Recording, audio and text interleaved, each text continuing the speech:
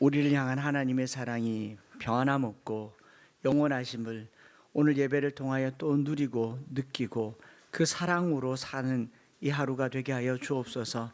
세상에 많은 사랑이 있어도 하나님의 사랑에 발뒤꿈치에도 미치지 못한다는 것을 이곳 십자가 앞에서 알게 하시고 주님 사랑의 그늘 아래 머무는 이 시간 되기를 소망합니다.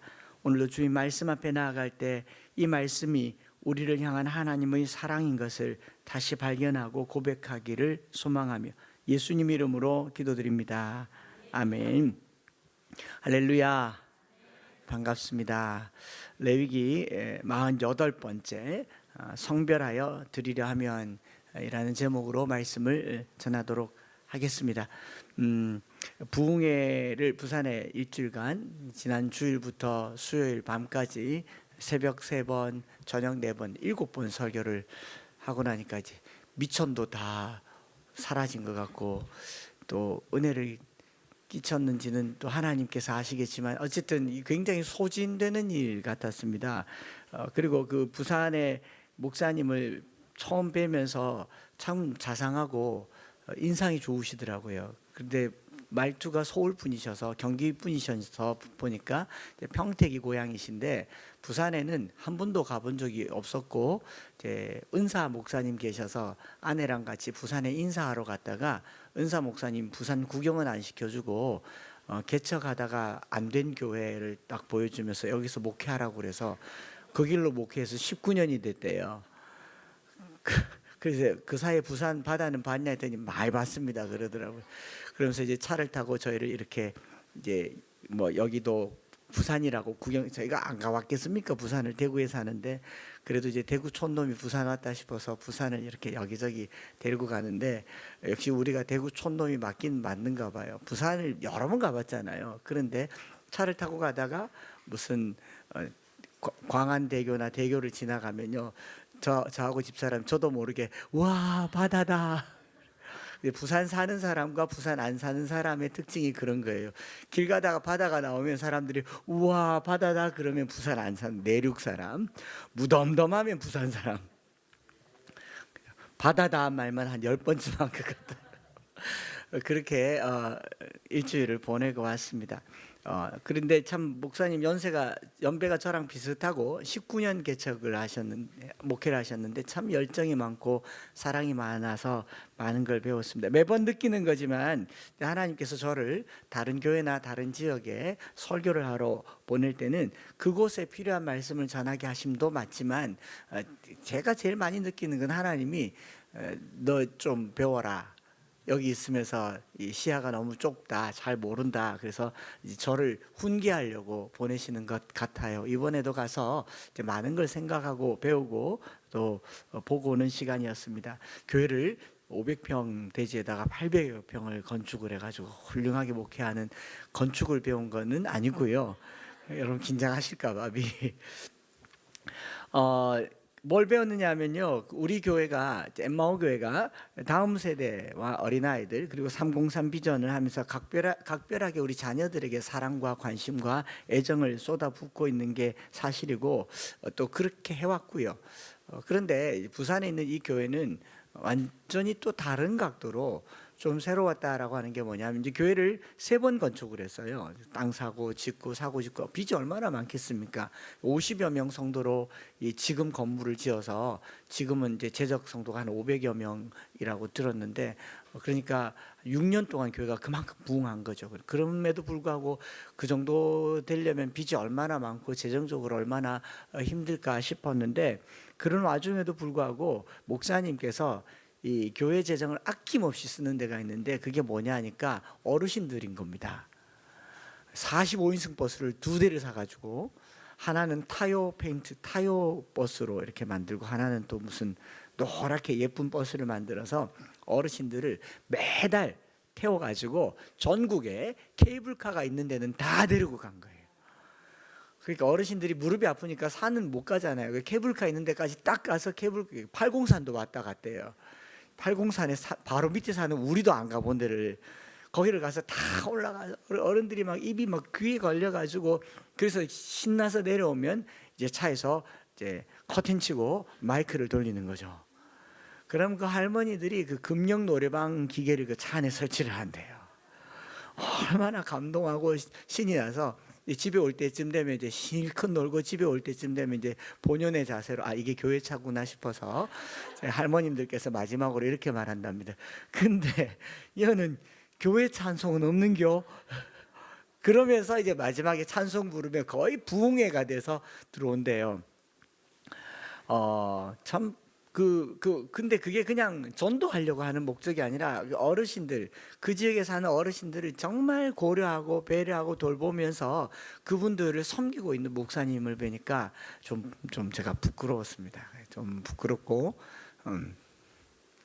좀 우리 이제 어른이 얼마 안 되는데도 우리 교회는 저보다 나이 많은 분들이 얼마 되지 않고 우리 교회가 젊은 교회라고 하고 젊다고 다들 부러워하면서도 제가 정말 생각 잘 못하고 생각 많이 안 한 게 우리 여기 계신 저보다 나이가 많으신 분들 이제 3층까지 올라오기 힘들어서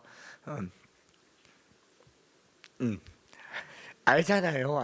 중간에 한번 쉬었다가 의자에 앉아서 와야 되고 엘리베이터를 넣을까 말까 고민하는 이런 데 있는데 그 목사님이 항상 이 부흥회를 마치면 예배당 뒤에 로비로 가서 엘리베이터 문을 열어놓고 할머님들 오시면 문 열어놓고 타라고 하고 내려가라고 그러고 예배 시작 전에는 1층에 내려와서 엘리베이터 문 열어놓고 할머님들 타시라고 하는데 너무 부럽고 또 이제 좀 부끄럽고 제가 마지막 날 대구 가면 반드시 일종 대형 면허를 따겠다.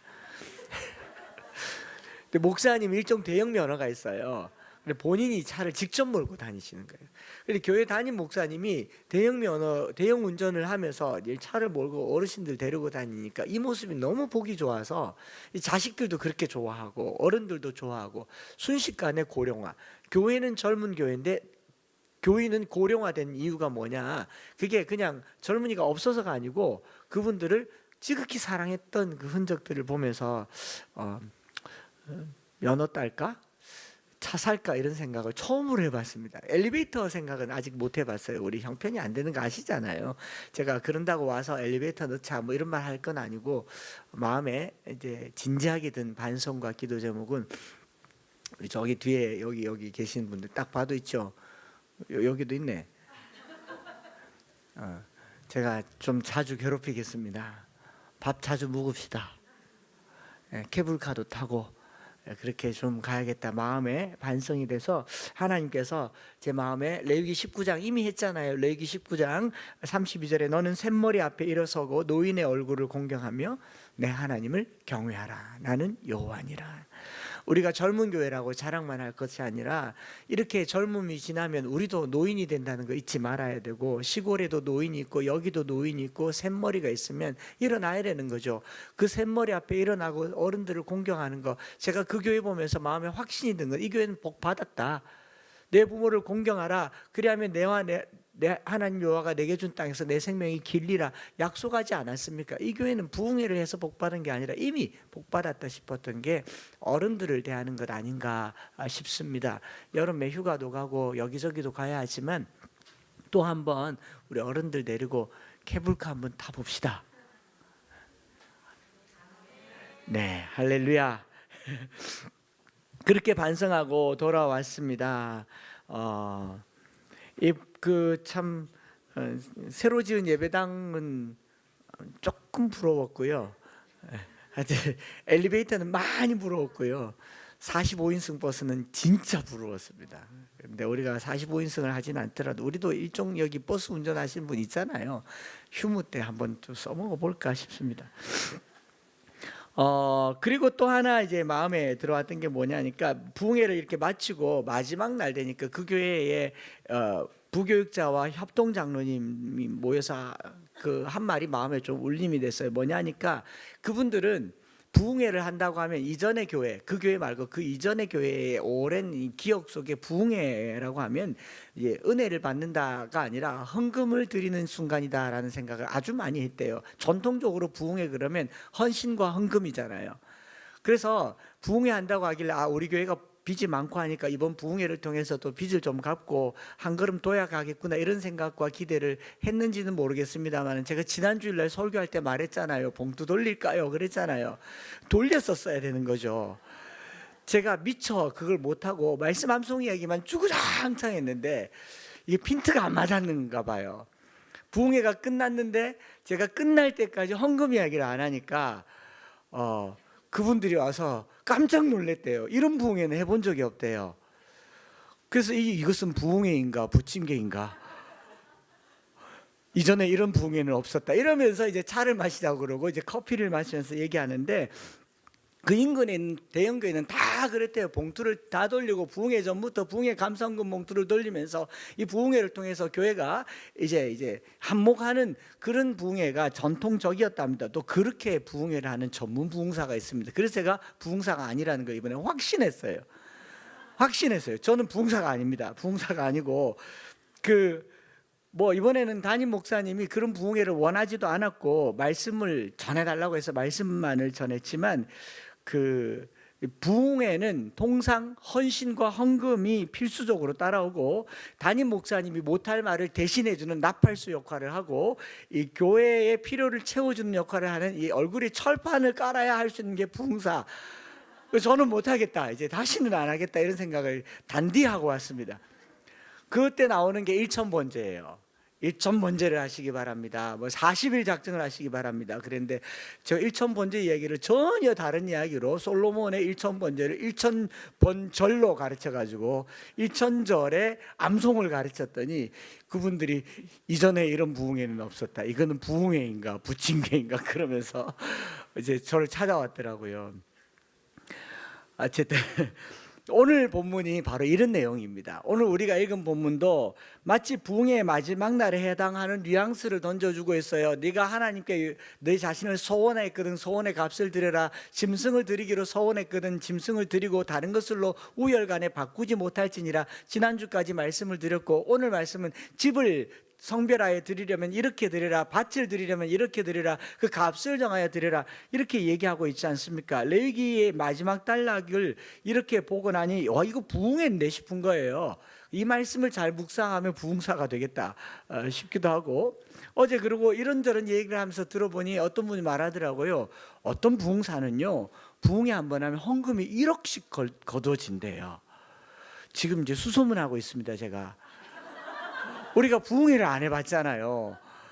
이번 부흥회를 통해서 교회가 벌떡 일어나는 그런 박하묵의 전도사님 어제 쫙 보고 제가 오늘 아침에 잠깐 그 영상을 봤어요. 아주 훌륭한 분이더라고요. 대통령 표창도 받으신 분인데 그런 분이 부흥회를 하면 1,000번제를 드리면서 1억씩 들어온대요. 할렐루야. 왜 웃고만 계십니까? 하자고 해야죠, 장로님들. 레위기 전체가요, 보세요. 1장에 너희가 여호와께 예물을 드리려거든으로 시작해서 27장에 드리라라는 말로 끝나잖아요. 레위기는 전체가 하나님께 나아가면서 우리의 삶을 드리고 시간을 드리고 정성을 드리는 드리머의 메시지이기 때문에 이거 부흥회랑 별로 다르지 않다라고 생각을 하지 않습니까? 그래서 제가 일천번제를 얘기를 하면서 몇 가지 오해가 있으니까 이번에 또 한번 쐐기를 받고 가면 좋겠다. 일천번제는 1,000번 제사가 아닙니다. 1,000번이라고 하는 횟수가 아니고 1,000마리의 번제, 1,000번제이고 1,000번제를 솔로몬이 1,000일 동안 드렸다라고 하는 것은 구미호에 나오는 1,000일, 불교에 나오는 1,000일 개념이고요. 1,000마리라고 하는 것은 그냥 많은, 1,000마리 세기가 쉽겠습니까? 많은 재물을 1,000번제라고 하고 1,000일 동안 드린 게 아니라 구약학자들의 해석을 의지하면은 한 번에 1,000마리를 드렸거나 일주일 동안 1,000마리를 드렸다. 그러니까 왕의 즉위식에 드려진 이 번제의 수송아지의 마리수가 한 1,000마리 됐다라는 겁니다. 실제 구약 역사에서 유월절이나 초막절이나 절기를 드릴 때 하나님께 제물 드리는 제물의 양이 3,000마리가 됐다, 1,000마리가 됐다, 이거는 한 절기 때 드려지는 모든 양들의 합산 개수이지 1000번을 찔끔찔끔 나누어서 1000일 동안 드리는 그런 정성의 제사가 아니라 많이 드렸다라는 거예요. 그러니까 1000번제 헌금 봉투라고 하는 것은 비성경적이다라고. 그래서 1000번제 첫 번째 드립니다, 1000번제 두 번째 드립니다, 이거는 어거지이고, 그리고 번제는 송아지예요. 송아지 염소 수양 비싸요 안 비싸요? 10,000원 갖고 되겠습니까? 10,000원씩 1000번제 내면 자기 간에는 10,000원씩 1,000,000원 냈다 그러면 좋다고 하겠지만 1000번제는 그거 가지고는 택도 없습니다. 그러니까 그런 거 하지 마시기 바랍니다. 아이 참, 또 여기 확 올라오네. 그런 설교를 하면 그건 사꾼이에요. 그런 거를 요구하면 그 신앙 자체가 엉터리 신앙을 가르치는 겁니다. 성경을 안 읽고 모르고 가르치는 거라고요. 솔로몬이 1000번제를 드렸다고 하는 것은 그의 즉위식 때 단번에 드렸고요. 그럼 3년 동안 기도했고 3년 만에 하나님이 꿈에 나타나서 응답했겠습니까? 아니라고요. 하나님이 그런 정성 받아서 역사하실 분 같으면 갓바 위에 올라가 앉아 계실 분이랑 우리 하나님이랑 뭐가 다르겠습니까? 아닙니다. 그래서 1000번제, 차라리 1000번제를 드리려거든, 네? 한 마리 송아지를 잡아서 각을 떠서 하나님 위에 올리는 이게 얼마나 작업이 커요. 죽여야 되고 잘라야 되고 내장을 구별해야 되고 피를 쏟아야 되니까 이 한 마리 올리는 정성으로 한 절을 암송해서 1000절 암송하는 게 100배 낫겠다. 여러분, 송아지 한 마리 드리는 게 나아요, 한 절 암송하는 게 나아요? 고래 1000절 암송하시기 바랍니다. 왠지 썩은 느낌이죠. 할렐루야. 이게 중요하다고요. 이게 핵심이라고요. 그랬더니 뭐 전도사님 저도 하고 싶어요, 저도 하고 싶어요. 심지어는 목사님 딸이 와가지고 영국 갈 수 있어요, 1000절 9절 주세요. 그래서 주고 왔어요. 중요한 거는요, 이 뭘 드려서 하나님이 역사하는 게 아니라 뭘 드리고도 아깝지 않은 하나님을 사랑한다, 이게 본질 아니겠습니까? 선우가 달라요. 뭘 드려서 하나님의 응답을 받는 거는 이건 불교 용어이고 세상 종교입니다. 하나님은 내 마음을 드리는데 뭐 드릴 게 없을까 해서 주고 싶은 거예요. 제가 저희 교회에 누가 오면, 혹은 저희 집에 누가 오면 그 사람 좋겠어요 안 좋겠어요? 좋죠. 그러니까 갈 때는 그냥 보내겠어요? 제 눈을 보면 알아요. 동공이 막 흔들려요. 뭐 줄까 하면서 이제 저희 집 사람한테 요즘 액자 100개 사드린다고 하잖아요. 만들어라. 지난주에도 10몇 개 만들었는데 없어요. 그 주고 싶은 사람이 너무 많아요.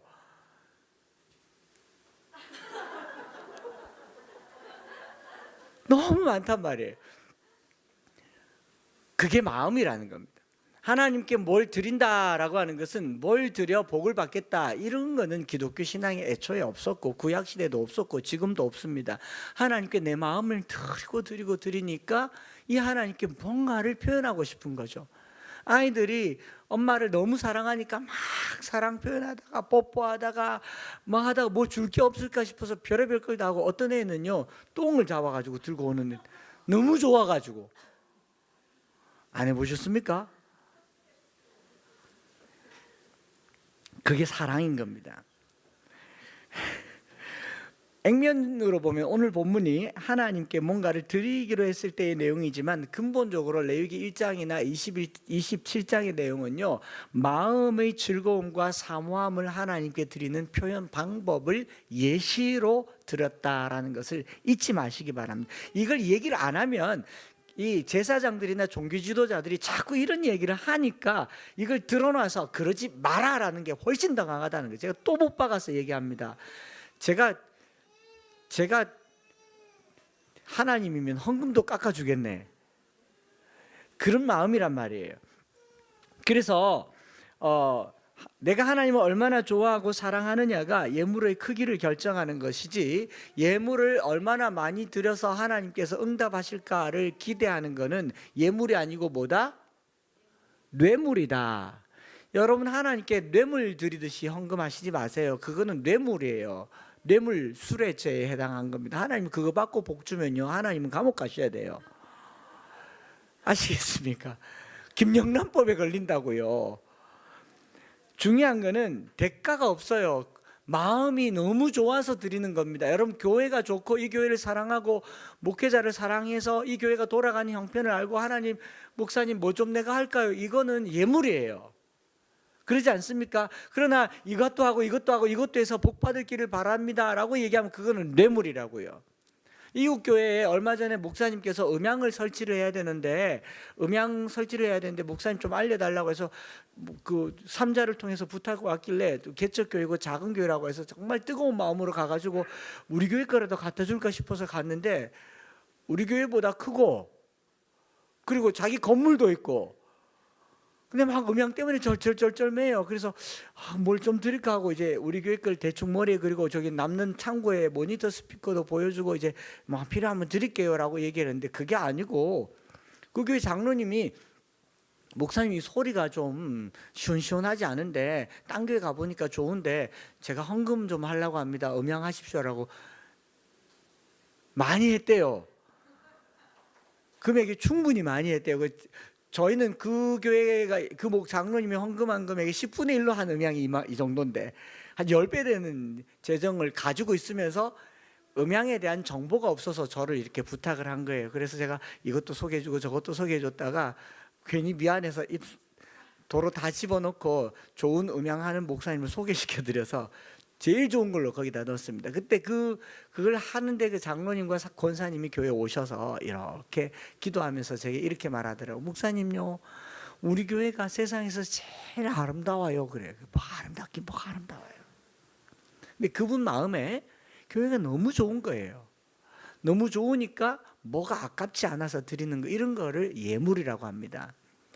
그러니까 무엇이든지 마음이 들어가야 되는 거지 뭘 바라고 해서는 안 된다라는 것을 얘기하는 거고 그런 관점에서 오늘 본문을 잠깐 살펴보고요. 길지 않을 테니까 14절부터 25절까지 내용은 하나님께 구별해서 드리는 집, 땅, 상속받은 유업으로 받은 땅 그리고 다른 사람으로부터 매입해서 사들인 이 부지에 대한 내용입니다. 어떤 사람이 집을 하나님께 드리기로 이제 작정을 했어요. 소원을 했습니다. 14절과 15절에 그 집을 하나님께 드리기로 했는데 우열간에 값을 정하여 그 값을 드리라라고 얘기합니다. 왜냐하면 집을 바칩니다라고 하고 집 문서를 드려도 그 집이 3,500년 전에 성소에서 무슨 쓸모가 있겠습니까? 요즘 집 준다 하면은 얼씨구나 하고 받아서 게스트룸을 하든지 뭐 B&B를 하든지 뭐 선교사님들 숙소를 삼든지 교육관을 쓰면 되겠지만 고대 사회에 집이 그럴 가치가 없잖아요. 그러니까 집을 드리기로 성별했으면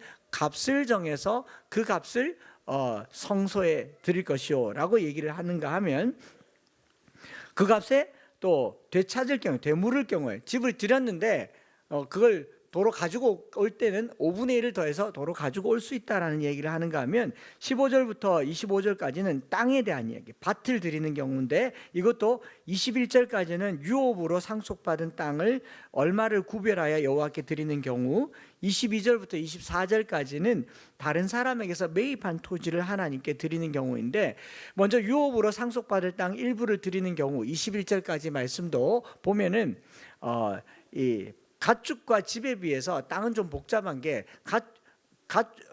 가축이나 이런 건 돈으로 할 수 있는데 땅은 부동산이잖아요. 움직이지 않는 땅이니까 줘도 가지고 성소로 가지고 갈 수도 없고 그리고 그 땅은 나만의 소유가 아니라 유업으로 받은 땅이면 아버지만 가진 게 아니라 누구도 그 땅을 소유합니까? 내 자식의 소유도 되고 자식의 자식의 소유도 되고 또 우리 가족 전체가 공유하는 공유 토지이기 때문에 희년의 규례와 맞물려서 50년 단위로 땅의 값을 계산해서 그 계산법을 따라서 이제 물질로 드리라라고 얘기를 하는 거죠. 물질로. 그리고 또 밭을 드리는 경우에서도 그렇고 또 다른 사람의 밭을 샀을 경우에도 희년을 정점으로 그 값을 드리는데 그 값이 뭐냐면은 땅의 값이라고 하는 게 3,500년 전에는 무슨 값이에요? 소산물을 기점으로 하죠. 요즘은 땅값이 교육이나 여러 부대 시설을 기준으로 땅값이 오르기도 하고 떨어지기도 하잖아요.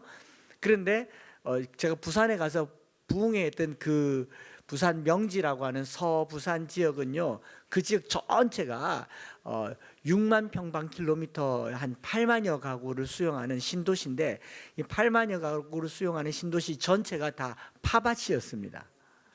파만 그리고 나중에 파밭을 파보니까 매립지까지 있어가지고 뭐 사회적으로도 이슈가 되었던 곳이 그 명지 신도시인데 땅값이 어땠겠습니까? 파밭이 팥값이죠 뭐. 지금은요? 금값이죠. 그렇잖아요. 땅의 값이 소유 용도에 따라서 달라지지 않습니까? 그럼 고대 사회에서 땅의 값은 뭐냐?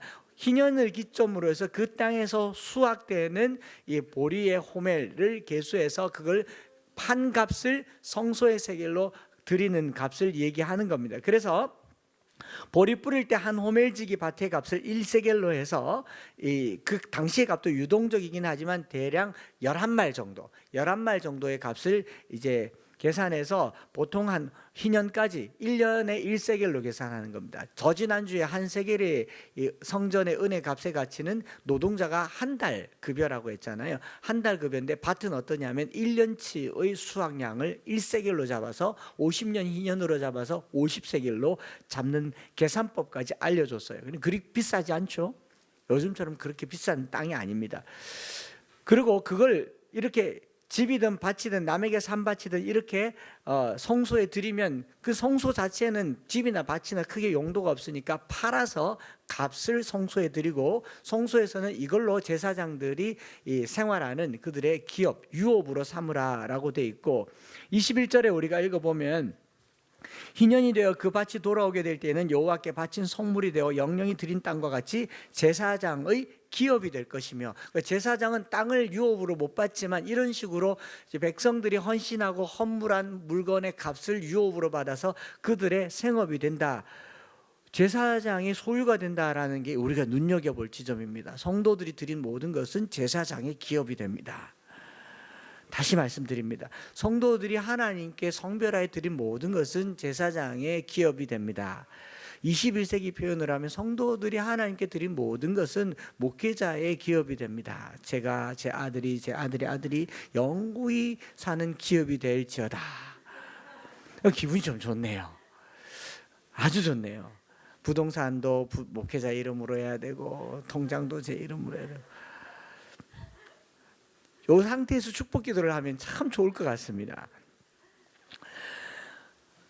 값을 제사장이 정하고 그 5분의 1을 더해서 받고 또 21절에 그 제사장이 기업이 된다. 그런데 이걸 이렇게 받으면 이게 사달이 난다는 거죠. 이러면 안 된다라는 걸 얘기하는 겁니다. 여러분 예를 들어 봅시다. 가령 오늘 은혜를 받고 마음에 감동이 되어서 집을 하나님께 드립니다. 그럼 그 집 가지고 제가 뭐 하겠어요? 하루는 이 집에서 자고 하루는 그 집에서 자고 하루는 저 집에서 자고 그러겠습니까? 제게는 크게 용도가 없으니까 팔잖아요. 팔아가지고 이제 교회에 드리죠.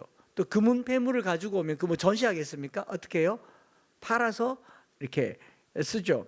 그런 각도에서 보면요, 시간이 지날수록 제사장들은 재물이 쌓이게 되고 교회라고 하는 성소와 성막은 이 부의 축적의 수단이 되기 때문에 잘못될 가능성이 아주 많기 때문에 여기에 본문이 말하고 있는 내용의 이 본질을 조금 더 매의 눈으로 살펴볼 필요가 있죠. 살펴보는데 가장 중요한 배경은요, 복을 받기 위해서 하나님께서 먼저는 복을 전제로 백성들이 경솔하게 헌물이나 헌금을 하지 말라라는 의도가 깔려 있다라는 걸 여러분들에게 말씀드리는 겁니다. 이제 단적으로 단호하게 얘기하면 그 하지 마세요.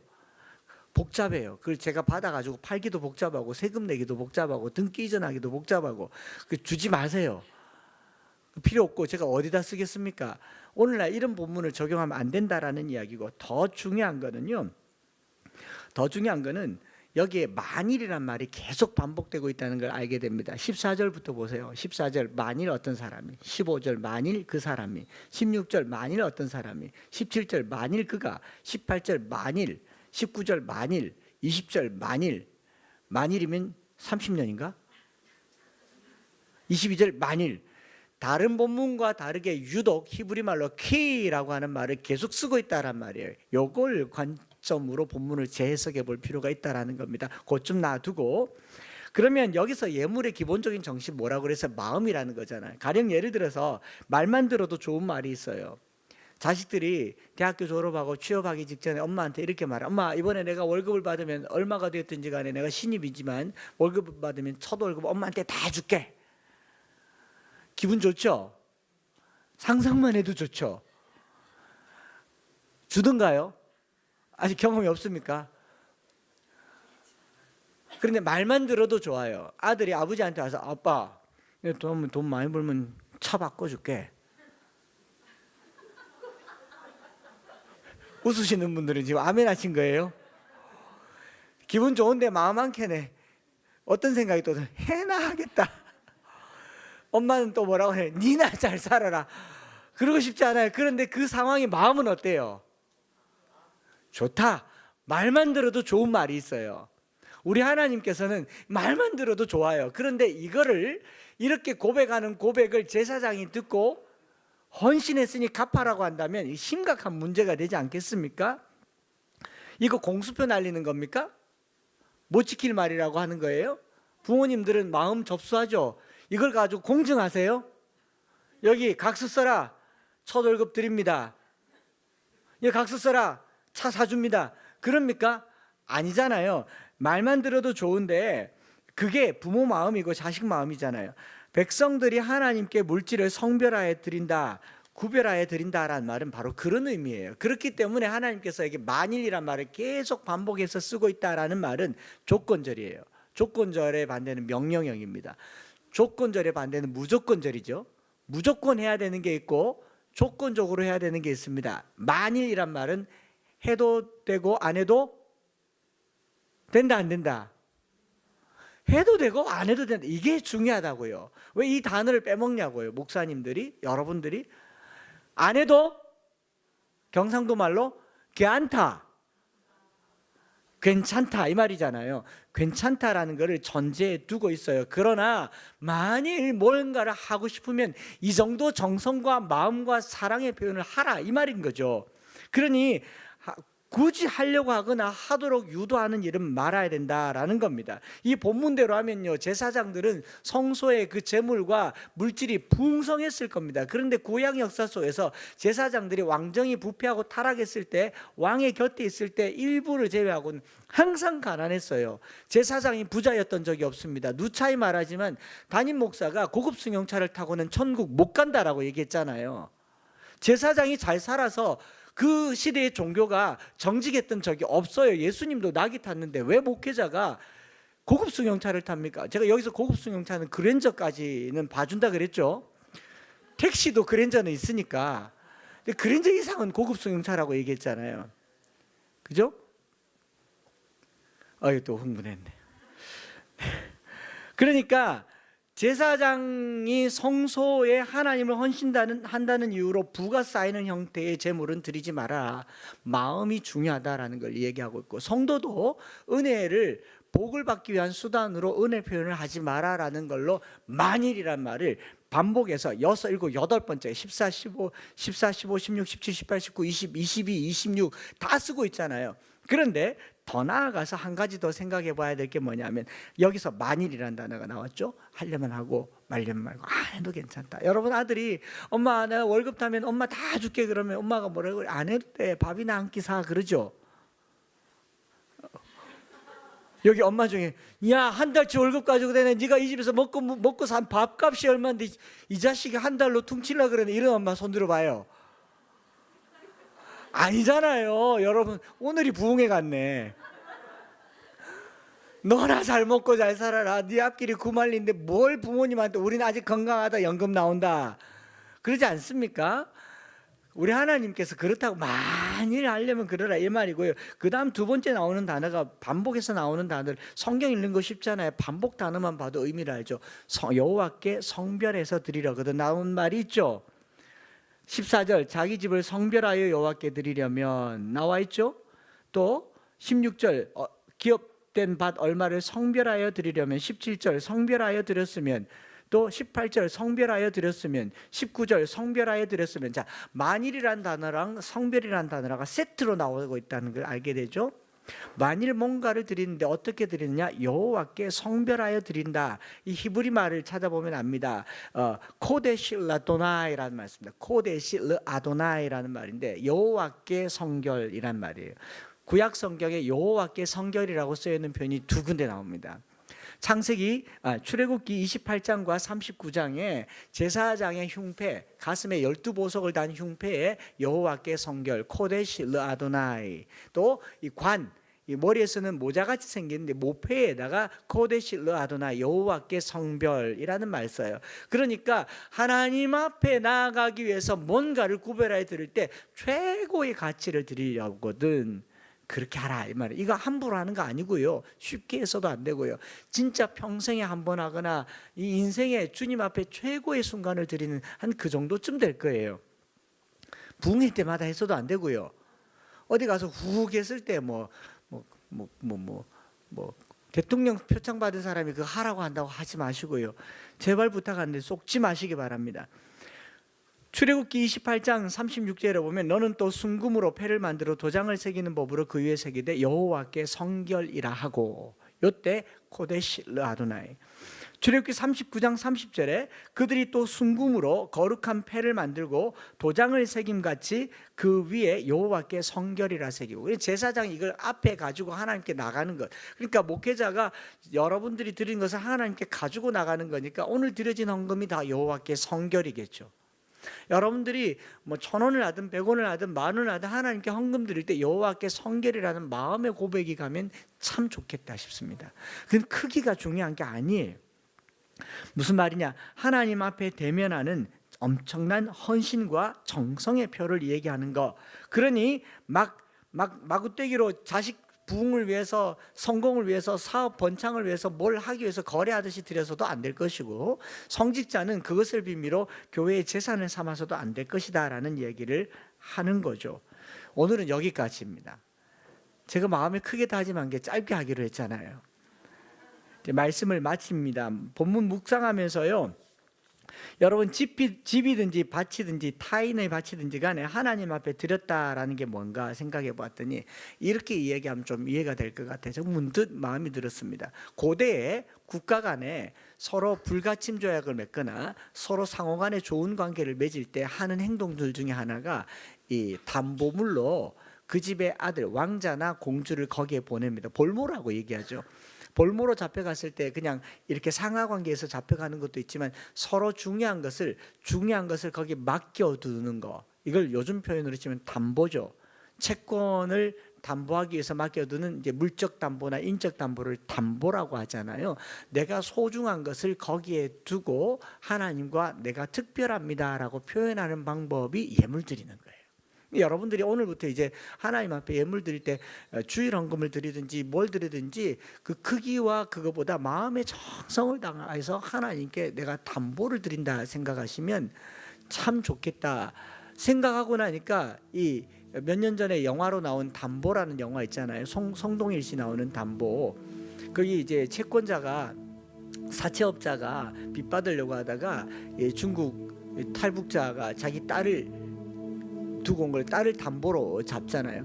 어린 아이가 아저씨한테 성동일한테 담보가 뭐예요? 담보가 뭐예요? 그랬더니 성동일이 이 아이에게 마땅히 할 말이 없어서 한 유명한 말이 있잖아요. 담보는 다음에 보물이란 뜻이야 라고 말했잖아요. 그 영상 30초짜리인데 한번 잠깐 보십시다. 그거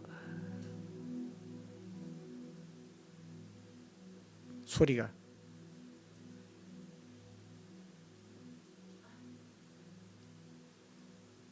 30초가 다 가버렸네요.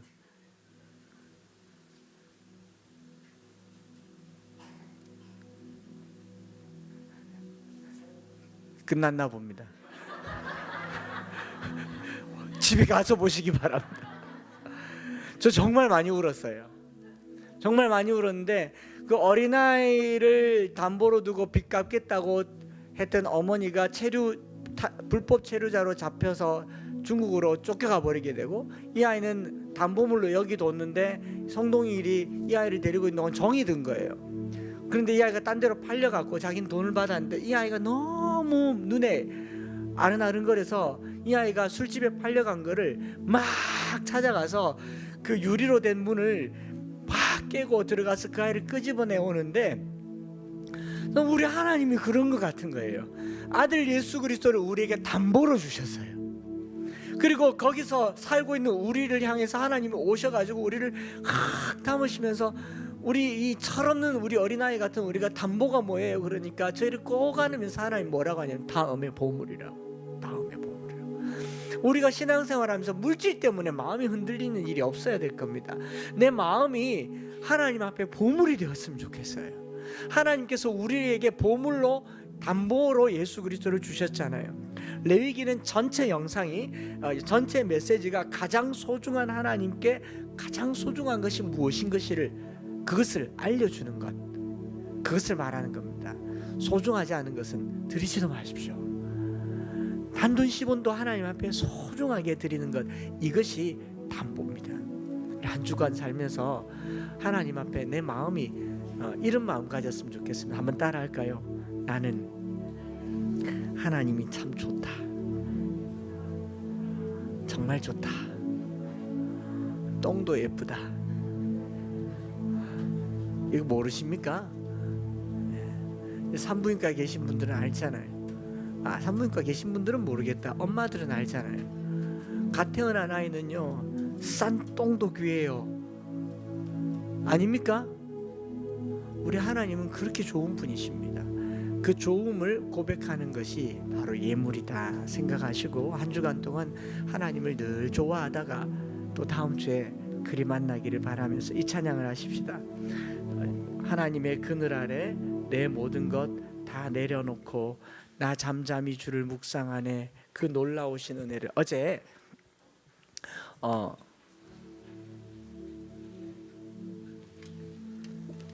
모교회 친구들이 다녀갔는데, 모교회 친구 초등학교 때부터 한 반이었던 여자 친구, 그러니까 절친이죠. 절친이 그냥 늘 교회 왔다 갔다 하면서 교회 이야기하고, 장수야 니는 크면 뭐 될래, 선이야 니는 뭐 할래, 이런저런 얘기도 하고, 뭐 우리 집 사람 다음으로 대화를 많이 한 사람은 아니겠구나. 하여튼 어린 시절에 초등학교 때 썸 절대로 타고 그런 거 아닙니다. 괜히 또 하나 이름 찾았다 그러지 마시고, 그 친구가 이제 유튜브를 계속 보다 보니까 제 설교를 계속 듣게 되고, 또 알고리즘이 뜨니까 계속 듣게 되고, 창수야 네 설교한 것 중에 내 마음에 참 좋은 게 있더라. 주일은 하나님이 우리 보고 싶어서 우리를 소환한 날아이가. 그 말이 마음에 참 좋더라, 이렇게 말해요. 여러분 교회 올 때요, 하나님 너무 보고 싶어서 얘들아 여기 좀 와 하는 날이 바로 주일입니다. 좋아야 오죠. 사모해야 오죠. 예물도 좋아야 드리죠. 사모해야 드리죠. 우리 특별히 청소년들도 마찬가지고, 제가 여기 보면 교회 좋아하는 애가 있어요. 여기 너무 좋아요 하는 애가 있는가 하면 여기 몇 명 보면 끌려오는 애들도 있어요. 여기서 큰 차이가 납니다. 기왕이면 좋아합시다. 여기 뭐 뼈를 갈아 바친다는 친구도 있는데 좋죠? 친구 좋으세요? 좋잖아요. 내 영혼의 자유함을 주시는 것이 하나님의 그늘입니다. 이 찬양을 같이 고백하겠습니다.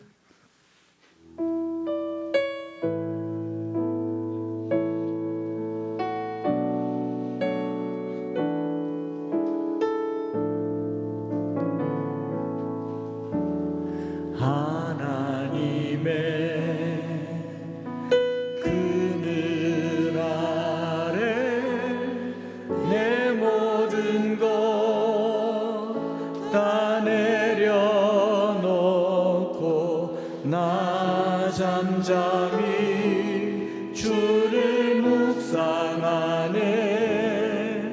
그 놀라우신 은혜를 끝이 없는 주의 사랑 강물 되어 흘러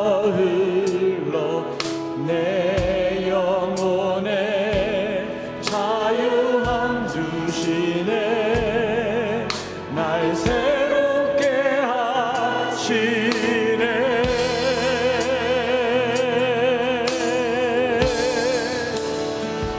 하나님 사랑, 그 사랑 날 자유케 하네.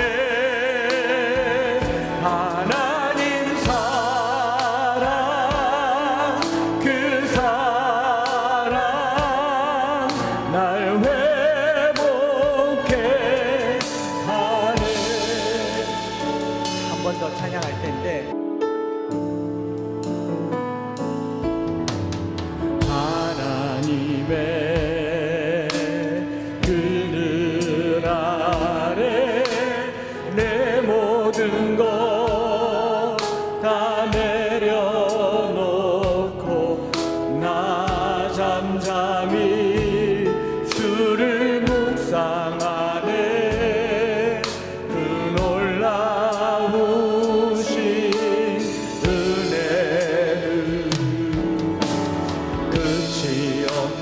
사랑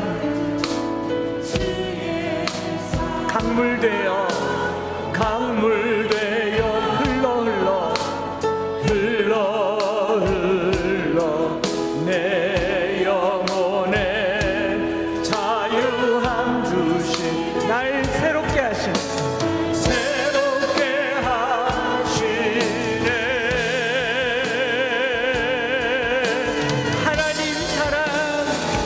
하나님 사랑 그 사랑 날 자유케 하네. 하나님 사랑 그 사랑 날 회복해. 하나님 사랑 하나님 사랑 그 사랑 날 자유케 하네. 하나님 사랑 그 사랑 날 회복해. 다시 한번 하나님 사랑 하나님 사랑 그 사랑 날 자유케 하네. 하나님 사랑 그 사랑 회복해 하네. 이 시간 한번 기도합시다. 여러분, 물질은 눈에 보이고요, 마음을 흔듭니다. 그러나 마음이 물질을 움직일 수 있는 그 큰 힘이 필요합니다. 그건 사랑이에요. 여러분, 예수님께서 오셔서 우리를 사랑한 것이 아니라 하나님이 우리를 사랑하셔서 온 거예요. 사랑이 먼저 갖고 예수님이 오신 겁니다. 우리가 사랑 없이 믿음 생활할 수가 없어요. 교회 다닌다고 하는 것은 사랑이 있는 겁니다. 하나님, 내가 그 사랑을 움뻑 받게 하시고 그 사랑에 반응하게 하시고 마음과 마음이 통하는 신앙생활이 좋고 교회 생활이 좋고 성도가 좋고 이웃이 좋은 그런 삶을 살고 자식을 좋아하는 거지, 물질 때문에 자식 좋아하는 거 아닌 것처럼 우리가 참 마음을 다해서 서로 사랑하는 한 주가 되도록, 내 마음을 다해서 주를 사랑하는 한 주가 되도록 우리 시간에 한번 합심하여서 기도하겠습니다. 하나님 사랑 그 사랑 날 자유. 하나님 아버지, 만일 너희가 드리려거든, 만일 너희가 여호와께 성결하여 드리려고 코데실로 아도나이를 생각하며 하나님 앞에 설 때는 거룩함이 무엇인지, 성결함이 무엇인지, 깨끗함이 무엇인지 내 마음을 다하고 뜻을 다하고 힘을 다하여 하나님을 사랑하는 것이 무엇인지, 내가 오늘 하나님을 사랑한다 말하며 마음을 주지 않았다면 하나님 물질이 나가기 전에 마음을 주게 하시고 온 마음으로 주를 사랑하는 우리 한 시간 되기를 원합니다. 내 마음의 어떠함을 아시는 주님, 중심을 아시는 주님, 외모를 보지 않냐고 마음을 중심을 보시는 하나님. 하나님 사랑 그 사랑 날 자유케 하네. 하나님 사랑 그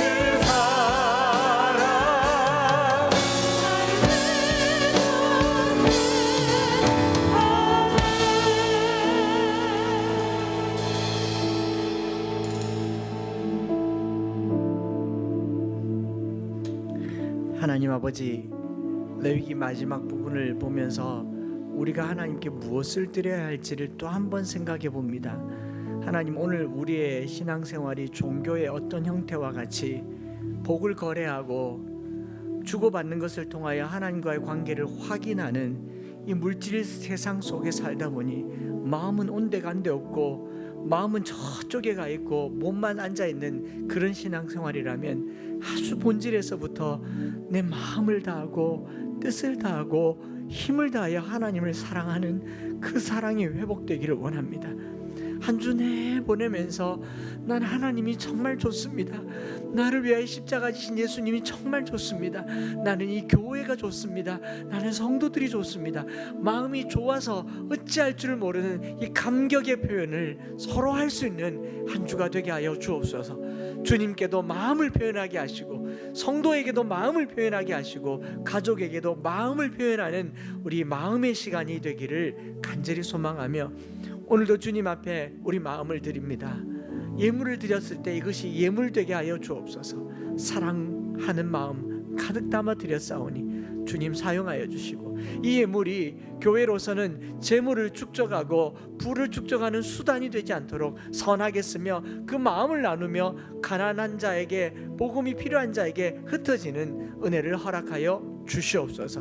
오늘도 우리에게 말씀을 주시고 말씀대로 살기로 다짐하게 하심을 감사를 드리며 구주 예수 그리스도의 크신 은혜와 아버지 하나님의 말로 다 할 수 없는 사랑하심과 성령 하나님 위로교통 충만 역사하심이 마음을 다하고 뜻을 다하고 힘을 다하여 내 하나님 여호와를 사랑하라 하신 그 주님 말씀 마음에 새기며 한 주간 동안 주님이 좋아서 교회가 좋아서 사람이 좋아서 한 주를 그렇게 마음을 쏟아붓기를 소망하는 사랑하는 모든 형제자매들 머리 위에 이제로부터 영원토록 함께 있을지어다.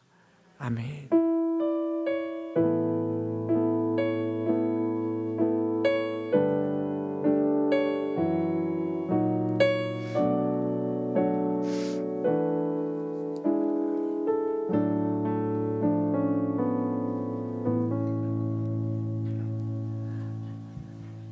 할렐루야.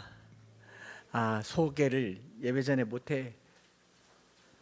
못했는데 소개를 하겠습니다. 정말 귀한 분이 오셨죠. 1년쯤 전에 한번 뵈었는데 이형동 목사님, 백은실 사모님 아시나요? 예, 아무리 바빠도 가정 예배 말씀 심는 엄마 맞죠? 의 저자이신 백은실 사모님 오셨습니다.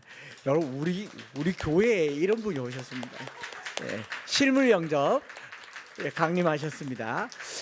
그 옆에 사랑이 시온이 셋째 넷째 딸이고요. 그럼 첫째 둘째 조이 온유가 안 보이죠?